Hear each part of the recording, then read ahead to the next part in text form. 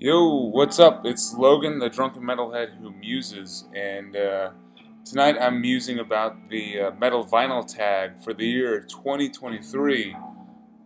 Originally posted by the Rock Scout, I felt like it was time to try to do one of these. It's a good way to kind of explore my own musical tastes, but then also be able to get connected with a bunch of people who are trying to do the same thing, and just get my own name out there with all that shit. So. Cheers to everyone participating. Before I get started, though, let me get some of the intro stuff out of the way. We're jamming to this collaborative piece between bands Ufamamet and Linto called Spectral Naturals Record 1. I believe this is an improvisational piece that was kind of created by both of these bands in this studio over a couple days to a week period, and it fucking measures up perfectly. Outside of that, we are fucking drinking this pale ale from Pisgah Brewing. Nothing crazy, but it gets the job done. So cheers to you all, cheers to the Rock Scout. Let's see what 2023 has in store.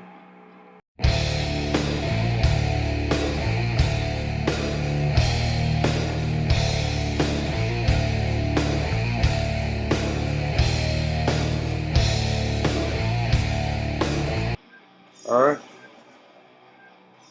let's get started. So, first question is a false start album. And just a heads up, I'm printing off the questions on this piece of paper. So, if I'm looking down at it, you know what's going on. But a false start album, so an album that you kind of had to warm up to. So, for me, the worst cases of this are albums that I originally purchased and then sold, and then realized I was an idiot, and then purchased again. I have tons of albums like this. I mean probably at least 100 or so, truthfully.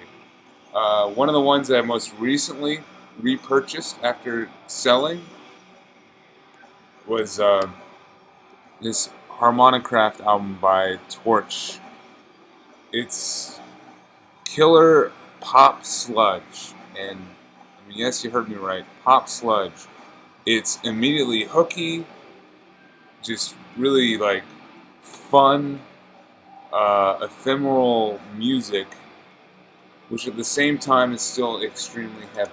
Torche is an amazingly unique band, and I think when I first got this album, I was not ready for their sound, I was still too serious to be able to listen to something like Hormonicraft, but I mean the title track Letting Go, Kicking, Sky Trials, Kiss Me Doodly. And the fun part about this whole fucking album is all these songs are no more than 2 minutes to 2.5 minutes, but they still pack the same punch that a sludge metal band like this does. Fucking awesome. Question 2 is an album with war-themed lyrics. I'm reaching to my vinyl with this one, and I've got this concept album from Altar of Oblivion.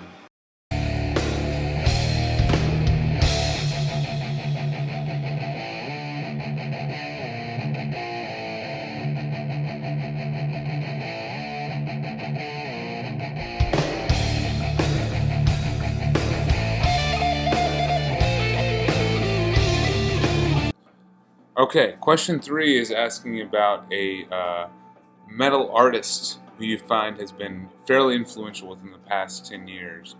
I kind of wanted to expand this question just a little bit because I want to kind of look ahead a little bit more. I want to hopefully project forward 10 years, or at least 5 years, and think about a musician or even a band who I think is going to be influential in that time period. And I wanted to highlight Sanguisugabogg right here, whom I would give a lot of credibility for this new wave of just caveman brooding death metal with a fair amount of mixture of hardcore and slam. Like it's a combination of old school slam and hardcore. And I think there's a lot of bands that are like taking note from Sanguisugabogg and just running with it. And I really want to give credit to two of the members for sure. I'm talking about Devin Swank, the vocalist, right here in the middle, and then their drummer, I believe his name is Cody Davidson, right there. Like, Devin's got like a perfect in between, like Cannibal Corpse and like a brutal slam vocal style, and then Cody is just a killer drummer. He plays with grooves a lot. He likes to experiment with weird sounding snares and hi-hats and, crash cymbals and stuff. His drum sound is just extremely unique, and I'm hoping that this will just continue to invade the death metal scene. And, I mean, this is their debut demo on Maggot Stomp, Pornographic Seizures. And this is still my favorite release by them, but they've got a new album coming out on Century Media later this year that I'm excited to hear. Alright, we're back. I talk too much, so I had to switch the album out. This is a self-titled debut album from the band Droon out of Colorado. Think of them as a sludgy doom band with a little bit of drone influence in there. Slow and plodding, yet still brings the riffs. And we're moving on to question 4, a band on my to-see list for the year 2023. I'm not digging that deep when I think of this band right here, Khemmis. I've not had the chance to see them, and they've been one of my favorite bands probably the last 7 years? However long they've been around. I missed getting the chance to see them last year, and this year I get the chance to drive down to Atlanta to see them, and I think I'm going to do it. It's going to be in like May, so I'm excited to finally hopefully see some of these songs off of this album live. Favorite album by them right here, Hunted by Khemmis. Alright, the next question is kind of a twofer.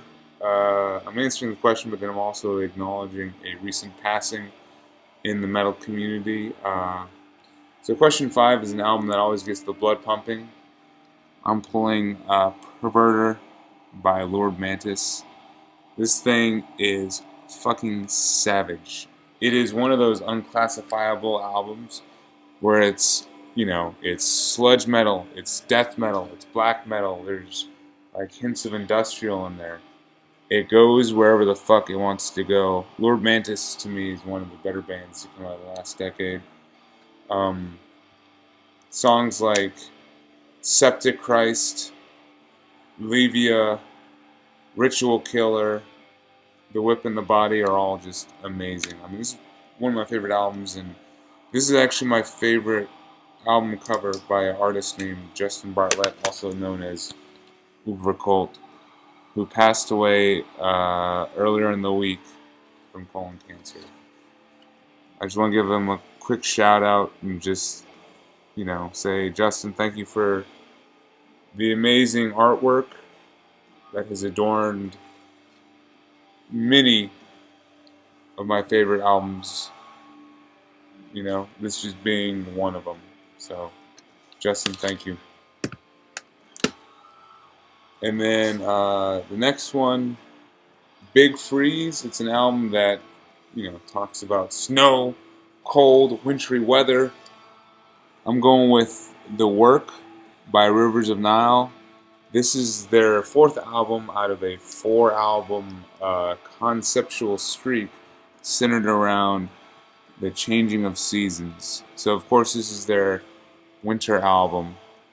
And it's definitely very heavy on the jargon, very heavy on the concept, the idea of, working yourself to death, I guess, and that almost being the winter of your life.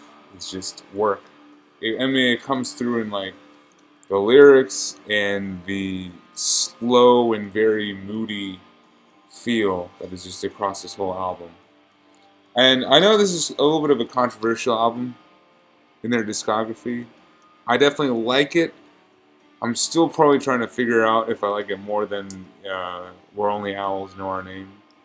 But it's still a fucking great album. Alright, from there, question 7. A song or album with royal ties. This one, kind of cheating a little bit. We got Foxtrot by Genesis.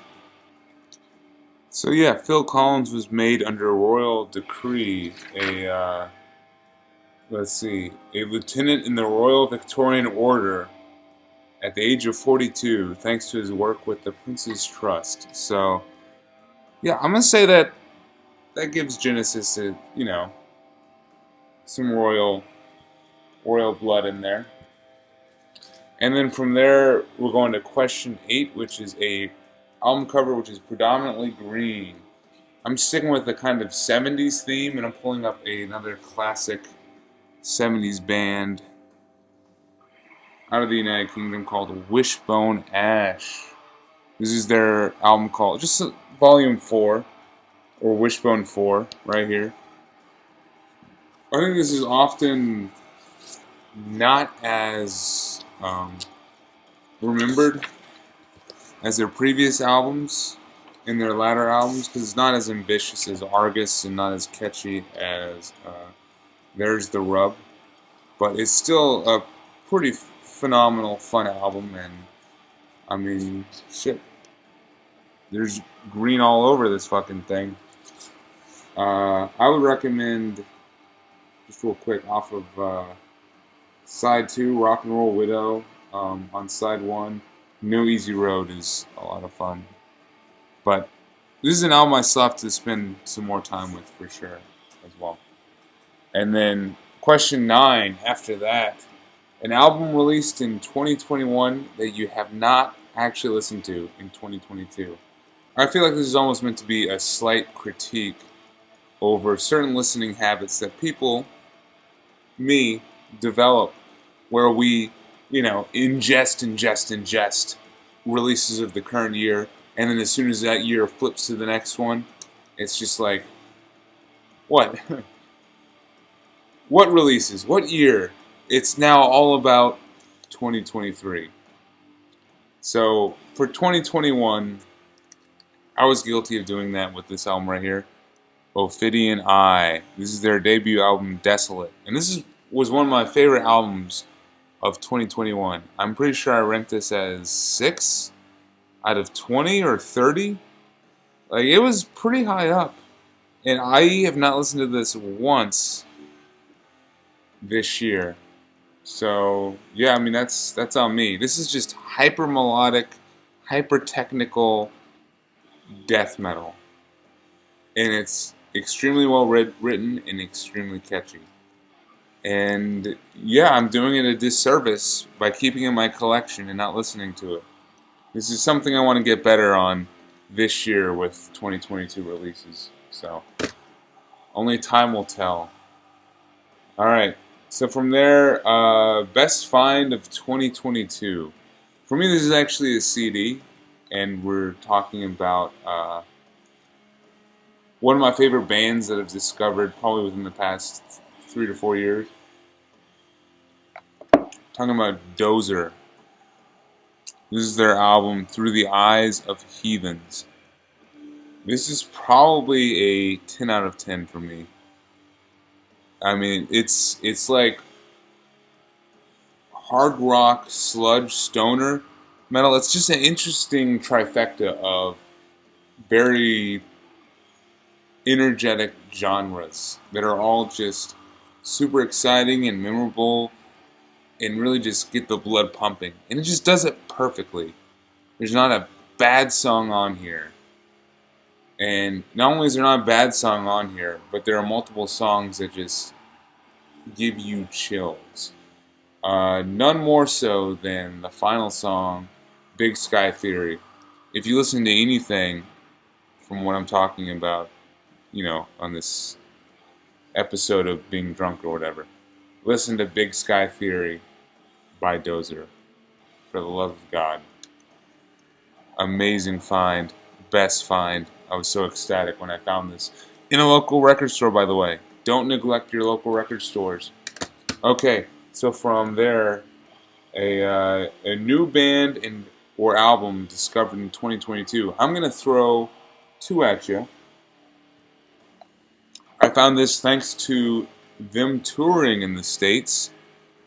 This is a split between Torche and Fluids, where Torche, of course, is, dissecting a Fabio Fulci film, and Fluids is just being fucking creepy and disturbing and like Fluids. So, I don't know, this is my first time with both of these bands, really. And Fulci, I really dig. There's a couple of their albums I really want to get now. Tropical Sun and Exhumed Information are both amazing albums. Fluids I'm still warming up to, but this is a great split between them. I mean, it's done within like 20 minutes, and it's you run a wide gambit of moshing and emotions through this split. Fucking kill it. Alright. Question 12. An album sold only by one song. So, I got a little story for this. I think this was a night after I was jamming some, I'm just going to say Neurosis. So basically, I was on Spotify listening to Neurosis, fell asleep with the headphones in my ear, probably woke up like 3 or 4 hours later, music's still blaring, Spotify is just feeding me, similar shit, and a song by this band right here was on, in the most sludge metal way, screaming, "Swallowed by the Mountain," over and over again with these just crushing, sludgy, post-metal riffs, and I woke up in like a fucking start to that just screaming at me, "Swallowed by the Mountain," just over and over again, and I was in awe. And I after that part ended, I immediately fell back to sleep. And I didn't know what was playing that song, but I had to find out what it was. So through some Spotify digging, I was able to figure out it was this band Soul with their album Black Mountain. And for any sludge metal fans and post metal fans, please check out this band. Holy shit, it's fucking awesome. Black Mountain is killer. Hydra is awesome. This is just a great album all around. Okay, from there we're going on to question 13. Your most anticipated album of 2023. There's still not, a lot of stuff announced. I feel like there's going to be a lot more, but I'm still very excited for this upcoming album by the nautical funeral doom band Ahab. This is their previous one, The Boats of the Glen Carrig, and this is just such a fun funeral doom album, and you don't often get to say that about funeral doom, but it really is. So the new Ahab album is called Coral Tombs, and it can't come soon enough. Until then, I will be jamming this album for sure. Alright, question 14 is easy enough. It's the 23rd album on your shelf. Went to my LPs, just went 1 to 23, and this is what I pulled up. This is the latest album by Big Brave. It's simply called Vital, and I know it doesn't look like much. I mean, agree. I do not know what to make of this fucking album cover. It's like a table with a plate that's just balancing, but I don't know, the music itself is absolutely crushing, like drony sludge mixed with like the vocalist of the Cranberries. It's very minimalistic, but very emotive at the same time. If you like sludge in 90s, I would really recommend Big Brave. Alright, from there, we're going to the newest arrival. Yes, the newest arrival in the collection. And this came from actually this past weekend, Sunday. I went out to a local boutique which has a small little like record store corner to it. And I pulled up Spectres by Blue Oyster Cult for only $4. I was fucking ecstatic about this, man. Like, I do have this on CD, but this has been one of those albums that I've been recently it's clicked with me. I am like now kind of sold on it after not necessarily really digging it all too much. Godzilla, as we all know, is a classic, but then besides that, Death Valley Nights is killer. Are You Ready to Rock is fun, simple, and kind of stupid but great. Celestial the Queen is beautiful. I Love the Night is especially amazing. And of course the closing track Nosferatu is great. So I don't know, I'm going to chalk this up as another killer album in the Blue Oyster Cult catalog. So glad to finally have this.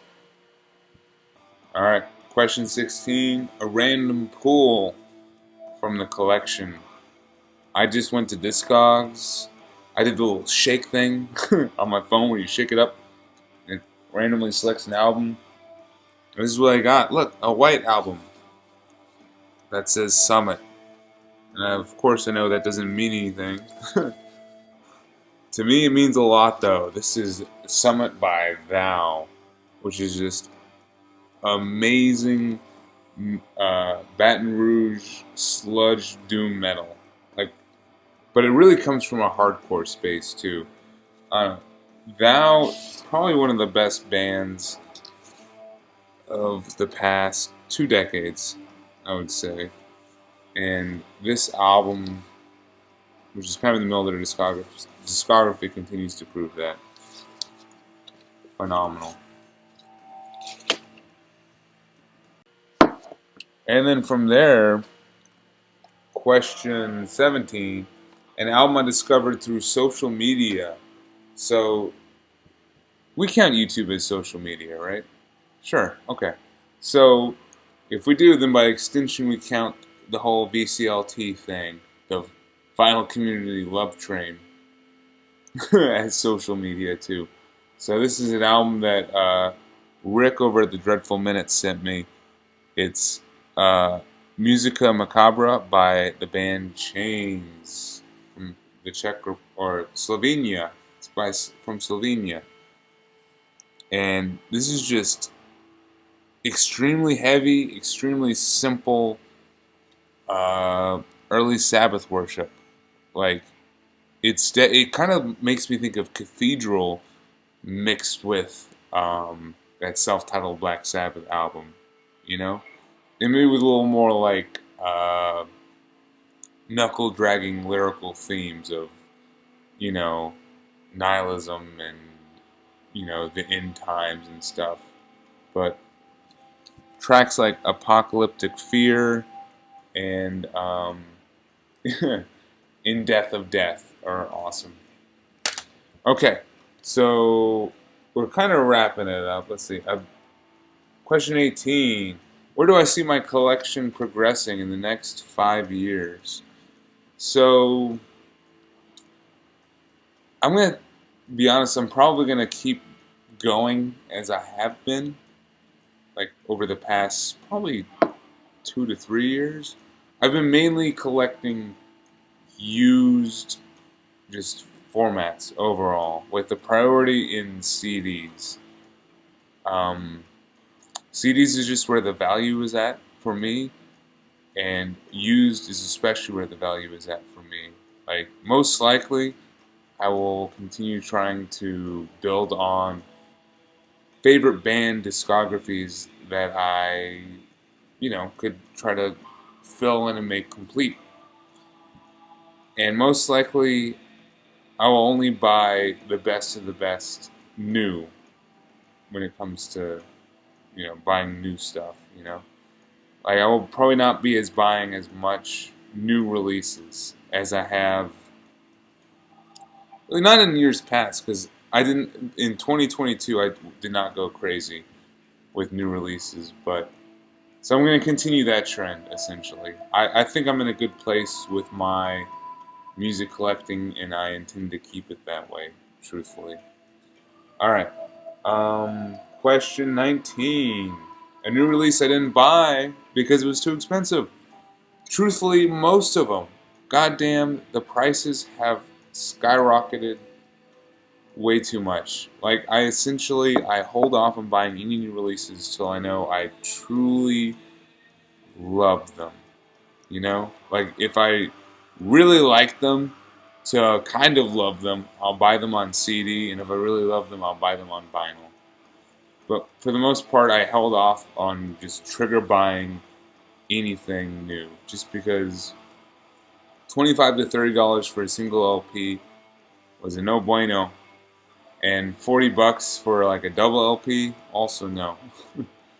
So, I don't know. Here's to listening to stuff on Bandcamp or YouTube or hell, even Spotify. Okay, final question. We're kind of ending it on a downer, which is a little bit of a bummer, but, I'll take it. It's an album that is hurt by one song. One song that might let the album down. And I am picking one of my favorite North Carolina sludge metal bands, Weed Eater. This is their, I believe, 2014 album, Jason the Dragon. And I am talking about the song Palms and Opium. It's smack dab right in the middle. It's a track that Weed Eater loves to do, where it's like a melancholy, Americana kind of country song. But it's just kind of boring. It doesn't go anywhere. It's about 4 minutes long. It's Dixie on vocals, and he's very... You can tell he's out of it, and it's meant to be like that, but it kind of takes the momentum out.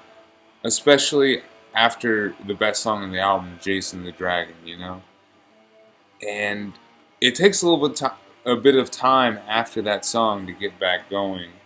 And it isn't really until Homecoming when this album kind of starts to hit again, Which, at that point, it's the final song, essentially. But, I don't know, any chance to show some Weed Eater, because truthfully, phenomenal band, and this is still a phenomenal album. Mancoon, Jason the Dragon, Long Gone, Homecoming, great songs on here. Alright, that's it. I'm done. 2023 Metal Vinyl Tag in the books. Cheers to the Rock Scout. Cheers to anyone participating. Thanks for watching.